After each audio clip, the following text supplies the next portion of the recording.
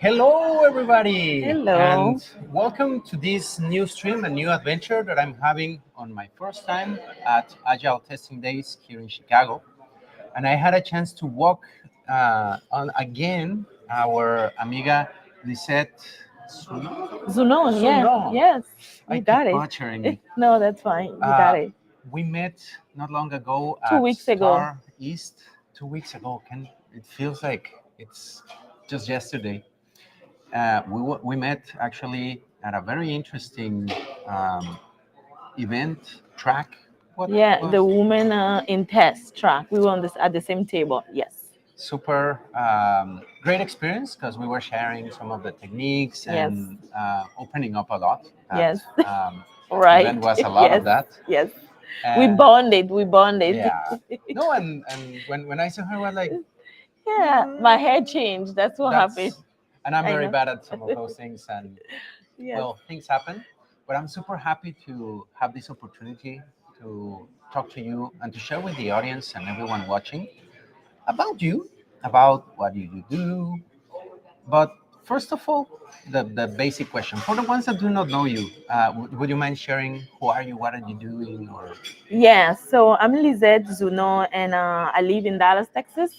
We are where are we? We in Chicago right now. So I live in Dallas, Texas. This is also my first time at you as Agile. well? Yeah, first time Oh, ever. cool. So you and I are First newcomer, timers. first timer they call it, right? So I'm a director of quality engineering at Fort Robotic. So it's a robotic company, and what we're solving is the security and safety challenge of robots, of machine of today and machine of the future. So my role over there is really building Q organization from the ground up. This is something that I've done for the past 12 years. I've been in the QA space and software development space for 2 decades now. So Oh, I know I don't wow. look like it, but yeah, so I'm super passionate about quality, DevOps, and test leadership. You definitely don't look like it, and you have to share the secret later. What's Yes. your secret? Because I want it as well. um, so it and right away caught my attention. I remember like robots. Yes. Is that the? Can you share like what type of robots? What is the deal? Yeah, so the product, we have several products. So look at our product as a way, if you have a robot going around, have a way to stop them, because robots, the program, and they're supposed to work on their own, they're autonomous, right? But you want to make sure, like in a factory, you are able to stop the robot. There's an operator in the back office that should be able to stop them at any given time. So we provide a product. We have several products. We have an EPC. We have a remote controller to control the robot of what they're doing, and embedded in that remote controller and also EPC, we have safety and security, so Mhm. that we make sure that there's a lot of cyber security attack, right? You want to make sure that those robots that are out there, nobody try to Hack into them hack and into them. So we built in a security into the hardware right away, and also safety into the hardware as well. So this is an exciting opportunity. I've been at Fort Robotic for about a year, and I really enjoy it because with my experience, I've been a lot in the hardware space a couple of years ago, and then also a lot more in the software and application space. We talked earlier about performance testing, because that's your area, and I've listened to a lot of talk that you've done on performance testing oh, thank on you. YouTube and stuff like that. But this area encompass all of that, because the tools and the technology that we have is really firmware, hardware, software, and application as well. So That's and the line that caught my attention as well is hardware, yes, because I've been involved very briefly, not as many times I would like to be able to say, on projects around hardware and QA, which it felt to me like it's totally a different type of yes, testing. yes. Can you share some of those details? Because that's super interesting to me. Like, and I know many people like, hey, how should I test this even for performance on Yes, hardware? yes. So hardware testing is not an easy task, because you get the hardware, you get the design, start with Mhm. the design. They have to check the design and make sure that the design work, even in a very simulated way. Mhm. First of all, before you send it to the manufacturer. So when you send it to the manufacturer, they bring the design, right? And then they bring like a test unit for us. And then we are able to test the unit on the Like a hardware. prototype Yeah, of the like a actual. prototype, and then you plug in the lab, yes.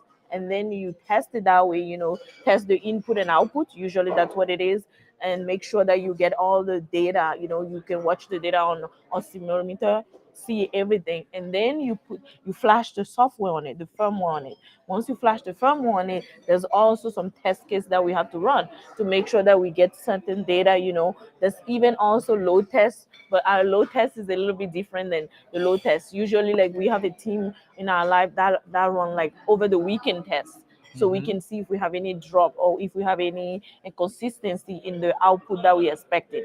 So there's a lot of the hardware testing that we do is totally different than software. But the great thing is it's still the same mindset.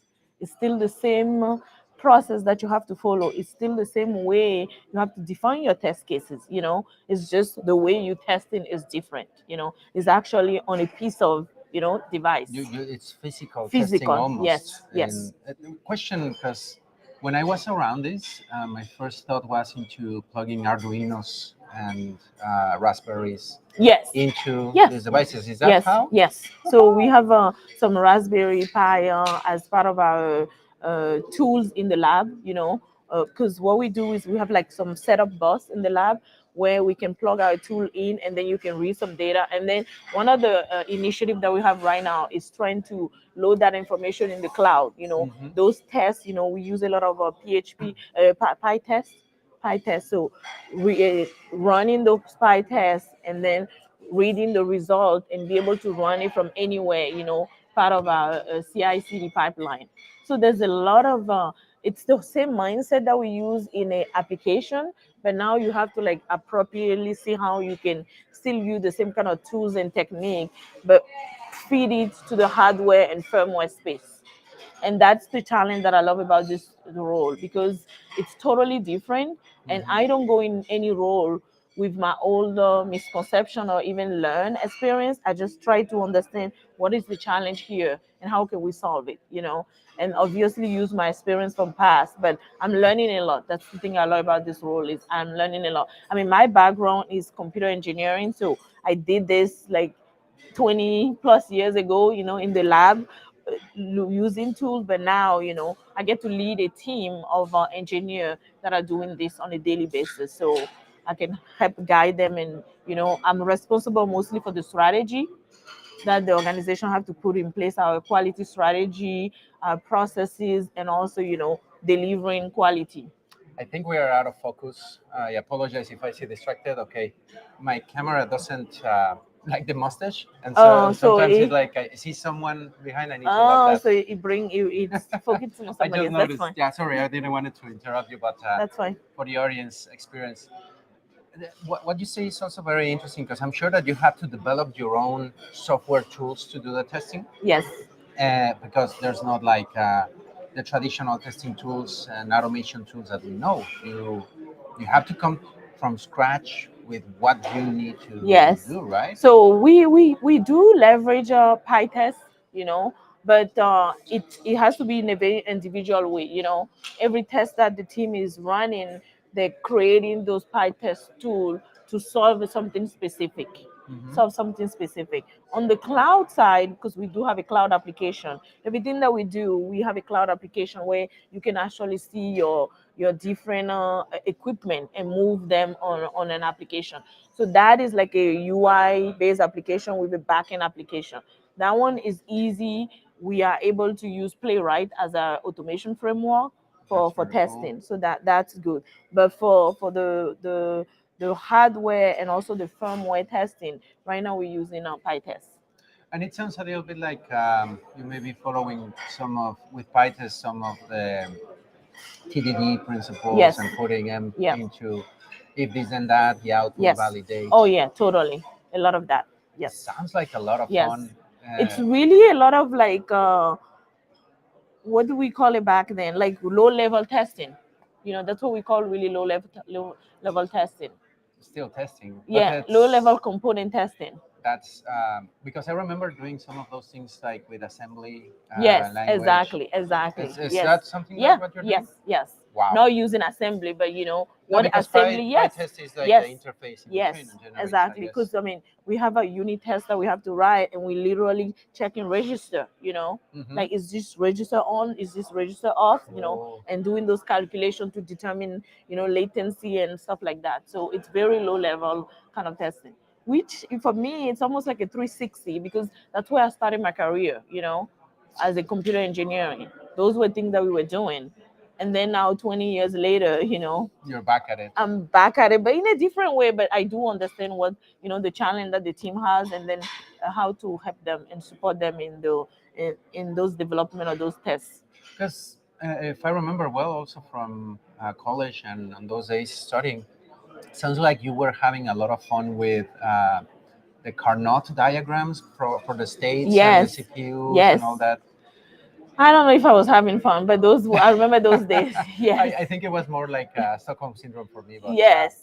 Those were hard times. yeah, Yes, but those were like foundation of computer science engineering for us. So I remember on those days thinking like, when am I gonna use this? People are already written all the drivers, everything, exactly. and But then because we are a startup, when you're working for startups, we making this from scratch. We are actually making this, and then we manufacture these products, and then it's it's out there in the market. So we are like on the ground floor testing this. cool. That's an awesome experience because you are pioneering, getting stuff super old that we thought we would never require or use, and like putting it together from this background that you mentioned, uh, which gets me to kind of the next point that I would like to talk to you, because here are some others that I always like to shine up or promote or help. You're a girl, evidently, pretty girl that comes here and shows about testing principles and very capable. Uh, you're part of. I'm trying to be as respectful. I don't know how to deal with this community of color or whatever. Yeah, yeah. Um, what I'm a black woman. Thank Let's you. just call it. I don't know if that's right or not, and I Yes. don't want to step on That's how I anything. want to be called. Yes. Okay. Yes. Thank you. You can tell it gets me a little bit No, nervous, that's but fine. No, I'm totally okay. I want to be as respectful as Yes. possible. How was that first? Mm. Because many girls don't want to get into Yes, this yes. type of Let's talk about careers that, and because I'm extremely passionate about this topic. Mhm. I mean, as you can see, right? Women in Yeah, test women in and tech, women in test.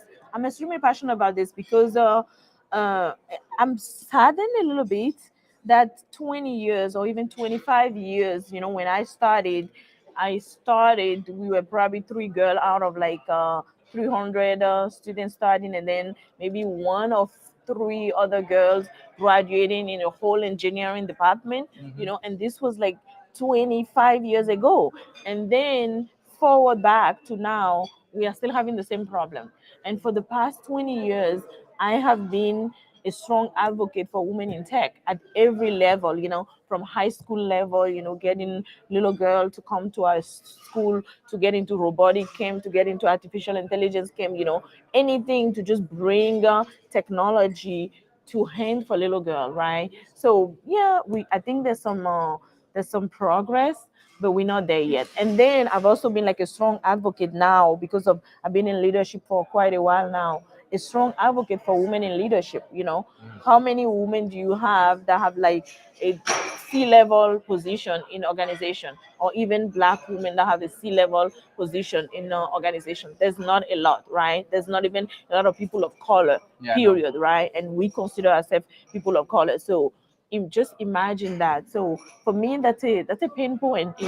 I try to do as much as possible, trying to, and this is another reason why for me it's important to be out there, be on the stage at conferences, so that one person might see you and be like, okay, I wanna. There's somebody like that, because we say representation matter. Yes, it matters, because when you see somebody that look like you you know that I can do this one day. That is all it is, right? So not to put too much pain on ourselves and say, okay, I have to be my best. But even while I'm learning and trying to be my greatest self, I am inspiring somebody, I'm teaching somebody that it is possible. So that's the reason why I do a lot of things that I do. If you don't know that it exists or is a possibility, you don't even try it. And Exactly. that's true for many girls and ladies that are around in the industry, in school, or in learning ages. That if you don't see anyone, like they said, that knows her Carnot tables for development, microprocessors, or knows Yes. technology or things like that, you won't even think of that. And that's something that is always interesting to me. Uh, what made you decide to get into this? What's your story back Oh, there? that yeah. Let's talk about it because Because that there's inspires there's as there's well. two part of the story, that I always like to say. What inspired me to get into it, and what inspired me to stay in it, because Oh, we that's also have a tough as well. huge rotation challenge, right? Like you. So for me, I feel like for me it was easy choice.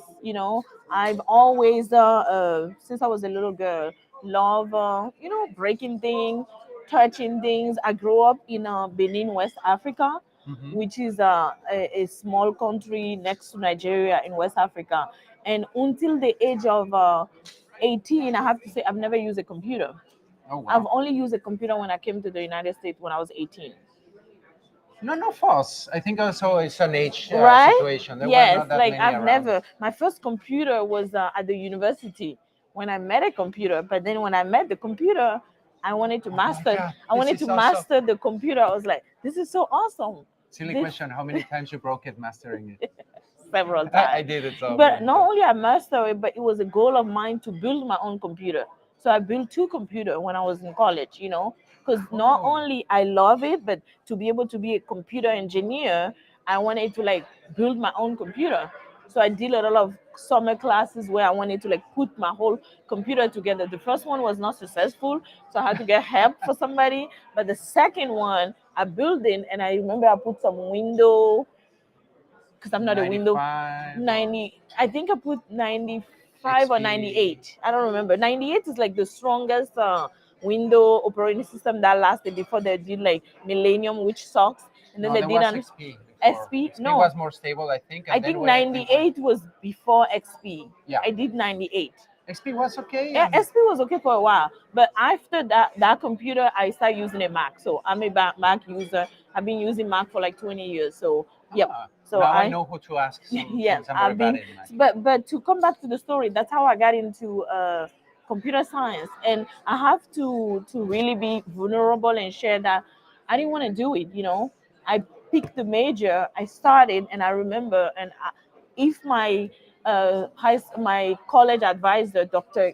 Turner, is anywhere, I always give her prop because every semester I come back and say I want to change major, and she What always a asks me like, "What is amazing. your plan B?" And the problem is I never had a plan B. I So think that was a good thing. yeah, because I never had a plan B because it's not that I didn't have good grade. I had good grade. It's just that I just felt like I didn't know why I was doing this. Like this microprocessor. Where did Why? that feeling come from? I don't know because I mean, I never met anybody while I was doing it that looked like me, or that came to my school and told me that I can do this. You know, so I'm doing this with a bunch of guys, and let's just call it white guys in my school. And I mean, I'm good at this. My grades show that I can do this, like intellectually, but I don't enjoy it. This is not Made you feel something out of place. out of place, Interesting. like misplaced. So I kept coming back. She was the only woman that I could relate to. So she hired me on my junior year to be her assistant, like teaching assistant or something. So I was working in her lab, helping doing robotic project. So getting excited just to get more excited until I got an internship at Apple Computer. Oh, Then when I got cool. an internship at Apple Computer in Cupertino, I realized that, oh, this is juicy. I can do this. I was in the lab. I mean, I have some beautiful story about my experience at Apple Computer on what I was testing, and Steve Jobs was still alive back then. So I was testing the latest iMac. Did you get a chance to see Yeah. him or? Yes. Yes. I met Oh, him in the elevator, but I was so star, We know the stories, no? Right? star, star, star strong. I couldn't say anything. I just said, he said, "What are you doing here?" I said, "I'm an intern." He's like, "Make it happen." He said, I don't remember, but he said something like that, and then he went to his floor. So yeah, that was Wow. like a couple of years before he got sick, and then he passed away. But it So, was in and 2004. you were with Macintosh, was it? Like the colorful ones? Yes, the iMac. So I was testing the iMac, the second or third generation, I don't remember. But I was testing an iMac, and this is a funny story. I was working in a lab, and when I started my internship, my boss back then gave me the key to the lab. He's like, "This is the lab. You do all your testing. This is your project. Your project." I was testing a video card, the Uh-huh. video So card you were chips. already playing with hardware. Yes. I mean, I'm a Cool. computer engineer, right? That's what I Uh-huh. graduated. That's what I'm gonna graduate with back then. I was like a year, 6 months, 9 months before graduation. So I'm already like a junior, and this is my job. So I'm testing like a video card in different iMac, Uh-huh. and see if there's backward compatibility, and also doing video game testing, to Cool. see the latency and all the error that come out. And I'm not a video game player, You were so checking the performance the of the card, performance, exactly. latency performance. Yeah, Exactly. that's I didn't even know that's what it was called back then, but that's what I was doing. So I had my whole Excel sheet, and I'm doing my testing, my test script, and all that. So, but this is a funny story that I love to tell. He please, gave please. me he gave me the key of the lab, and he told me, like, make sure that nobody come in the lab, only you and your mentor, because I had a mentor assigned to me. So I was testing. I'm like really laborious. I'm doing my job, and then they had a WWDC conference, the conference at Apple where they reveal new stuff. The one that what is his name? Steve Jobs come and he show Mhm. like this is the The iPhone and iPhone. stuff. So WWDC is usually in July. So I was an intern. So everybody had a ticket in my team. But since I was an intern, I didn't have a ticket. So my No. mentor said, "Okay, Lizette, I'll give you a day pass so you can go." So I go to the conference, and I'm like in a little cube with my boss and my team. And then what do I see? The iMac that I was testing is a It's secret presented is there. a secret project. Nobody knew. So he present. He's like, "We got the new iMac," and then he just reveal it to everybody. And I'm sitting there like, "This is what I'm testing." And then I look at my boss, and then he wink at me, like, Cool. "That's the reason I told you not to let anybody enter the lab." So I was Ah, testing something that was upcoming, a secret project. top secret, you didn't even know I it. did not even know. And that's how Apple do the testing. You So can be working on a project and we never know that this project is secret, because it's very few you weren't people. even told, and I that's was how. not even told like this is, because there were several computer in the lab. I had like at least, I still have picture like 5 or 7 desktop. And Please, if you have it, share it later on the yes, video. I would yes, love to have it yes, attached to this. yes. Yeah, I have a picture of my lab, because I mean, this was like a defining it's moment in my career. historical. No, no, no. Yes, Not only your career, you were in that conference, in that event, I on those know. situations where it's like, No, I didn't take a picture of Steve Jobs on the stage because I no, was no, not no, of your expecting lab. of my I lab. want Yes, to see the lab. yes, Yeah, yeah, yes. yeah. I have a picture. I'm sure So people watching would I know, also. but that day I was like, it looked like I'm living a dream. So I've been a You Steve were. Jobs fan all my life. I've been a Mac fan all my life. But that's the story. So that's the reason why I got into computer science. Now the other side is how did that stay? Because the retention challenge is also there. When you get a job and you start working, I've always been the only black woman in the room, the only black woman in the building, the only black woman in the floor, like in a floor Was it that of like bad? 100, 300 people, in a company of 300 people. I'm the only black person and black woman. Wow. All my career, everywhere that I've been, which is, so that's why it's good when you come to conference like this.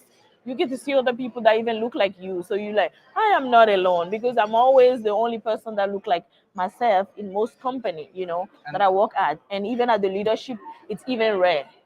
and I hope that you being here at the conferences, because this woman is also very active for what I've been able to tell, uh, and you streaming here. That's also why I wanted to have your perspective on this, because it saddens me, because I think women have a lot of potential. We guys are kind of dumb, not multitasking. We have lots of limitations. And having that capacity and like that representation, being more open, and it's not that 100% we are closing the gates to you all because many of your friends maybe weren't deciding for those careers, those experiences, No, and because I even you mean, wanted out. because it's not easy. I mean, it's not even easy.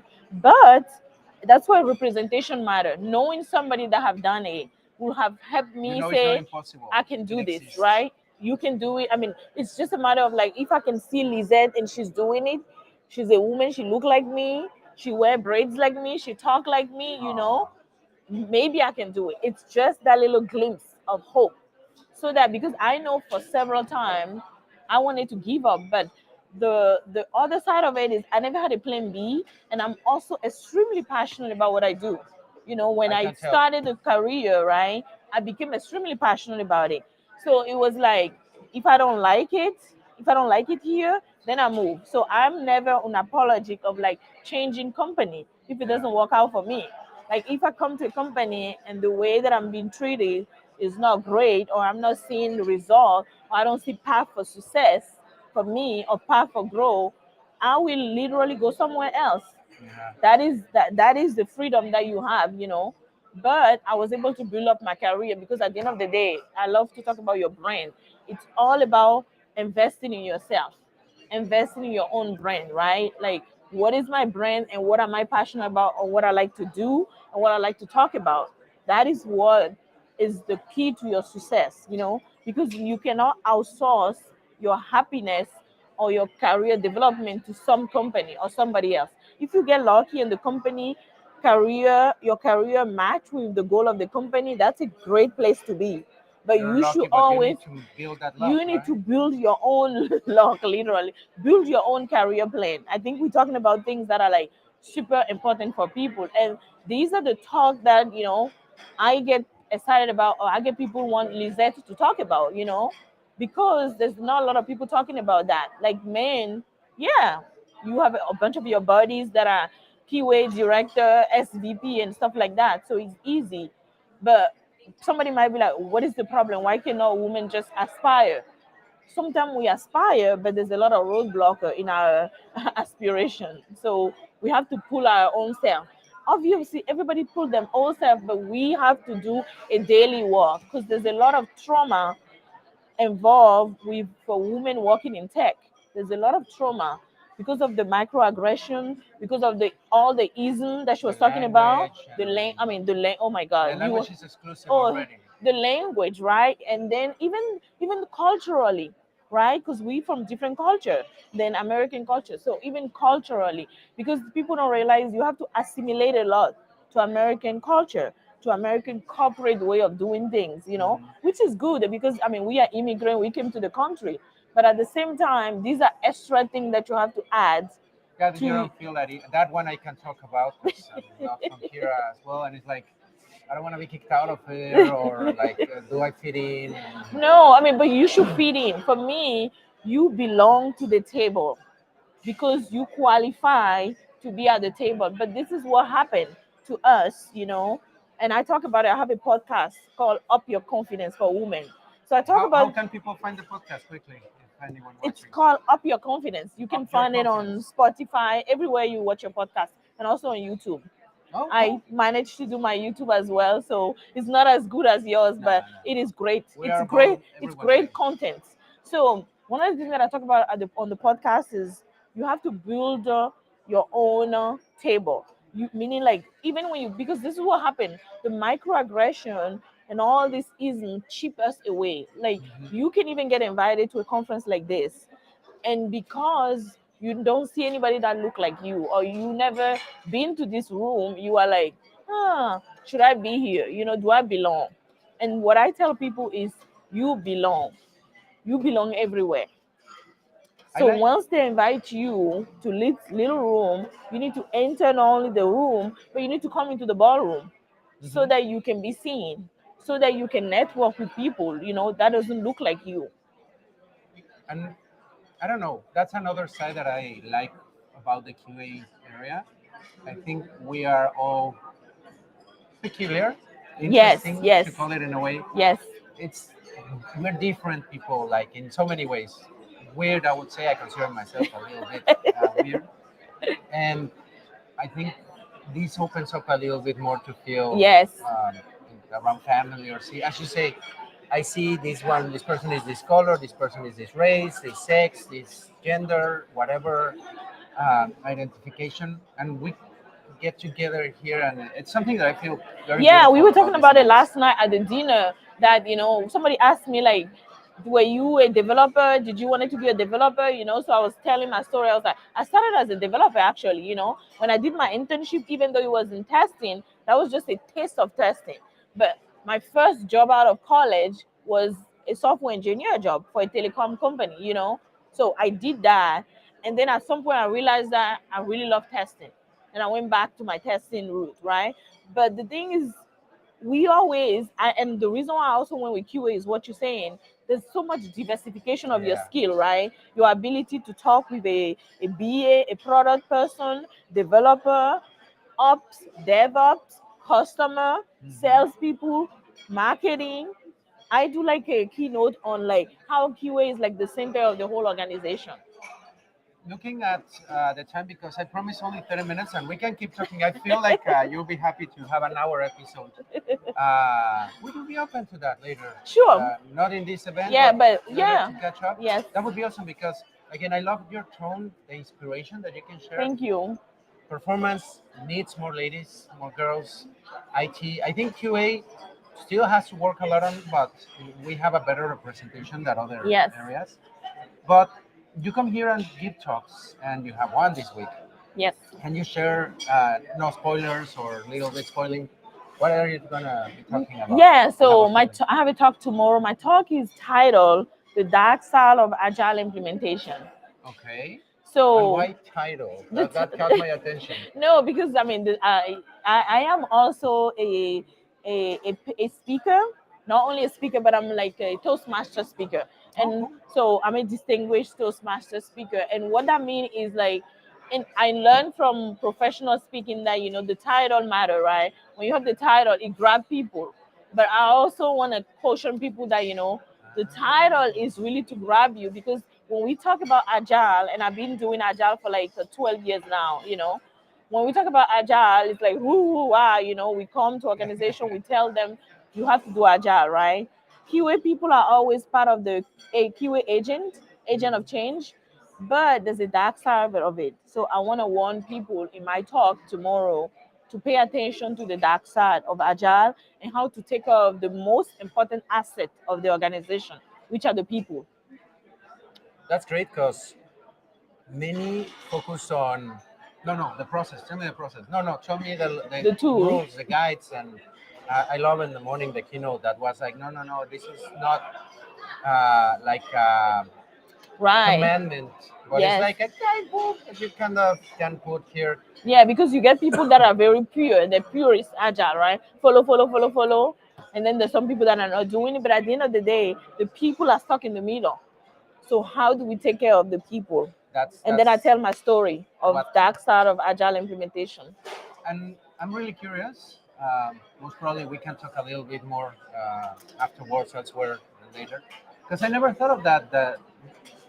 I felt, experienced, and lived several times on the dark sides of Agile, but I never put it down like that. And I like that you have like your title sounds like you on purpose made it like clickbait. Yes. Like come and Yes. listen to what I'm Yeah, about to most of my tell. title are clickbaits. Every talk that I do, the title is always the first thing that will attract you.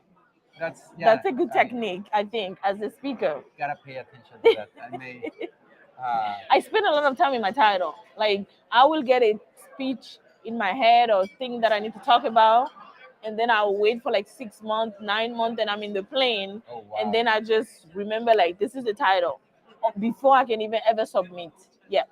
Like I have the whole information, but the title is like no. I need a title that's really gonna, bring people to attention. Personally, I'm taking notes, like mental notes. I know this is gonna be kind of recorded, but it's yeah, so much practices processes that you have. I'm really impressed. I'm Thank super you. happy to have a chance to talk to you Thank and you. learn this personally. I'm learning right now as we speak. Thank And you. this is something great about these conferences that Yeah, you everyone learn from comes and everybody. meet Yeah, even people. us as a speaker, we go to like other talk. Like I was in a talk, and I'm doing a workshop at another conference about metrics. And if I tell you my title, it's fun too. It's debunking the KPI myths and making QA metrics great again. I It's a have some long feelings again. That's personally, but that's exactly. another But the topic. thing is, like, the title need to evoke emotion, right? Some kind of emotion. So there's always two sides, right? The positive emotion and the negative, and they all come to the room, waiting for me to help them, and then they realize that, oh, it's both sides. There's always two sides to the story. So, but I attend some matrix talk this just now, and I learned something. Yeah. So No, even as you say, as speakers, not that we always have the time and we're doing some other things, or me, I am running around other stuff. Uh, but whenever I come to a talk and pay attention, and I always come out with new learnings, yes, new totally. experiences. But well, being respectful, as you everyone watching can see, we are launch has started Yes. a little bit ago. I don't want to keep Lisette on a bad diet. She needs Yes, I need food. food and the strength for what is up to come. If people want to follow up with you, listen to the podcast, or stay in touch, Yes. where can they find you? Yeah, they can find me. I think LinkedIn is the best way.